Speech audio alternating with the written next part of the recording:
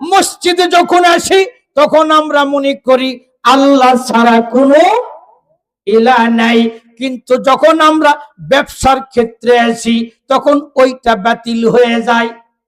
কি কয়? যখন চাকরির ক্ষেত্রে আসি তখন আল্লাহ ছাড়া ইলাহ নাই, ওইটা আর থাকে না, ওই মনোভাব আর থাকে না।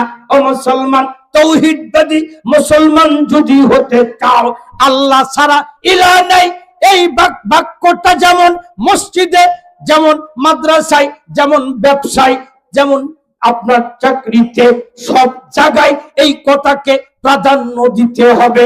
সব জায়গাতে এই কথার বাস্তব রূপ আপনাকে আমাকে তুলে ধরতে হবে। যদি আমরা সব জায়গায় আল্লাহর জমিনে সব জায়গায় যদি এই কালেমার বাস্তবটা তুলে ধরতে না পারি, তাহলে আমরা মুসলমান নামের কলঙ্ক হব।